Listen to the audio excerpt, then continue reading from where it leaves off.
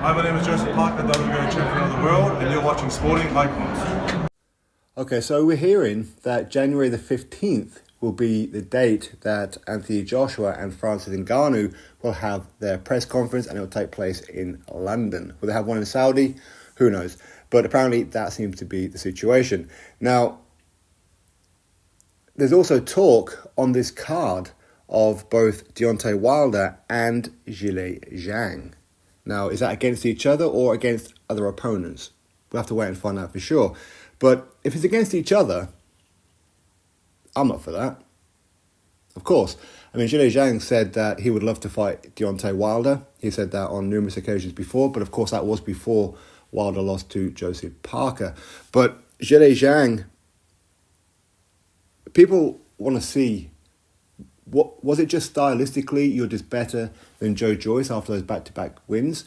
Or can you have another big name in your resume? A Deontay Wilder. So that would make a lot of sense. Of course, there'd be some good money for Zhilei Zhang and Deontay Wilder. For Deontay Wilder, it's a way back into the mix to not only pick up another paycheck, but to see if he just had an off night against Parker, or Parker is just so much better than a Deontay Wilder.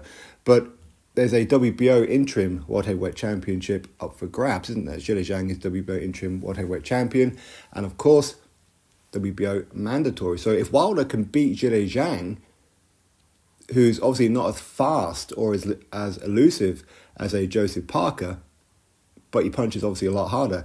But it's a very, very tough fight for either one of them, really. But I would probably favour Zhilei Zhang at this point. But you never know. But if Wilder can pull it out of the bag, then that's his way back into title contention by picking up the WBO mandatory position. Now, what we're hearing is that the Saudi card could be on March the 8th, which I believe is a Friday. So it could take place on then. If not, it could well be the March 9th, or maybe they'll close out Riyadh season with this particular event, as in at the end of March. But regardless, this will be the final boxing match, boxing night even, of Riyadh season. So I'll expect them to pull out all the stops and put on a phenomenal card like they did with the Day of Reckoning, with Joshua versus Wallin and Wilder versus Parker, so forth and so on.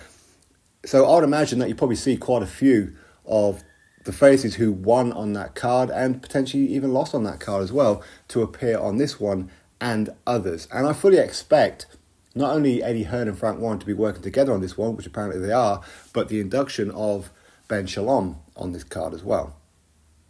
So no sources, no nothing like that. This is just a little bit of fancy matchmaking that I believe we wouldn't be too far off the kind of card of what we may well get.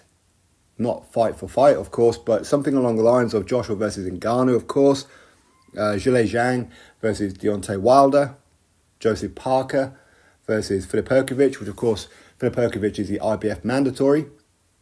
Joseph Parker is number 3 in the IBF. So that fight makes sense. The winner could pick up the IBF interim title in case the Fury and Usyk fight has a rematch, as in the loser of that fight activates a rematch, because if they do, then the IBF title will be up for grabs and the interim title, the interim champion will be automatically elevated to full champion. So don't be surprised on that one. I won't be at all surprised if we see Fabio Wardley defend his British title against Fraser Clarke on this card. We know Fabio Wardley, he's been out there before when he took on David Adelaide, and Fraser Clarke was out there to watch that fight as well. Again, Fraser Clarke is a Ben Shalom boxer fighter, so that's what I'm talking about with the induction of a Ben Shalom. Dan Dubois, of course, he defeated Big Baby Jaron Miller. Maybe he'll end up fighting, say, Frank Sanchez, who defeated Junior Farr. I mean, that would be a good fight. Again, Dan Dubois, he's still on his comeback, if you like. So that's a good fight. Now, I wouldn't be at all surprised if you see Dan Dubois versus Manuel Charr.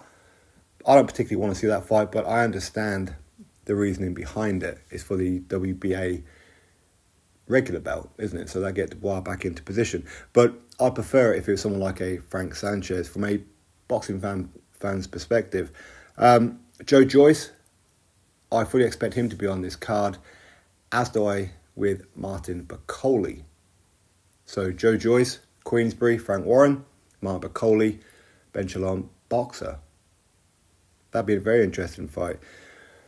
Dimitri Bivol, would he be on this card? Potentially, yes. Why not? Why not? But, I mean, who would he fight?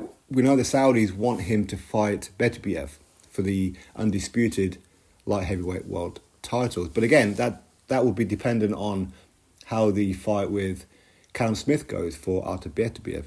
So maybe the winner of that fight could fight Bivol on this card, potentially for the undisputed crown. It depends, again, how the fight goes with Beterbiev and Smith, doesn't it? If the fight goes long, if both of them take some punishment or however, maybe they won't be able to recover in time. But we'll have to wait and see. Maybe Jaya Pataya versus a Richard Riakporhe, something like that. So anyway, it's just a little bit of fantasy matchmaking, but obviously I wouldn't expect all those fights to happen. But I'd imagine it would be something along those lines where boxing fans go, that would be a very good card. Definitely up for watching that. But again, I suppose it depends on what happens with Fury and Usyk as to what's happening with that undercard, because obviously we're still waiting as of right now, unless something's been announced and I've missed it. So anyway, we'll have to wait and see. What's your thoughts? Zhilei Zhang versus Wilder. You up for that one? Drop your thoughts below. Click thumbs up, subscribe. Catch you next video.